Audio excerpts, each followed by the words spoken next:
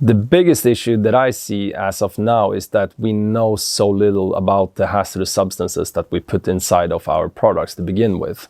So to tackle this problem, we would need to start assessing chemicals beforehand that goes into the products, because if we don't, and if we continue using just this regular legislation that we are currently using with these banned lists, we won't solve this problem. We will just substitute with something that might be even worse that we just banned.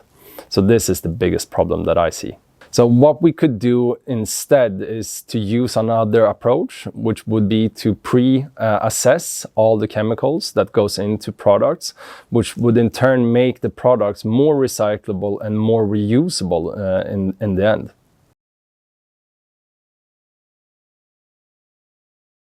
There's a lot of cost connected to recycling, and that is one of the major problems. Another one is that people just don't give away their products. They're just lying around in your drawers back at home, which means that you basically have domestic e-waste dumps in your homes. An e-waste dump is usually somewhere where e-waste goes to die, and is usually being burnt. And that is one of the major concerns, because when you burn e-waste, you release a lot of hazardous substances into the close proximity, which then in turn will poison the close and nearby community.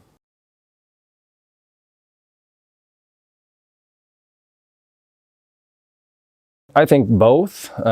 E-waste itself has a lot of hazardous substances in it, which makes it hard to recycle and hard to reuse. It could even become illegal to use some products that's been put on the market in the future. But the biggest problem is the short life cycles of products as of today, which is the cause of the root of the problem, so to speak. That's why we have so much e-waste. One trend that we are taking part in is that we're trying to see where the e-waste is actually going. So a lot of the e-waste today is unaccounted for. This is why we need good solutions and tracking systems to actually know where the e-waste is. And if we know where it is, then we can start taking care of it. So I believe this will be the prerequisite to solve the e-waste problem, to get more knowledge about where it's flowing, and so we can find it and take care of it.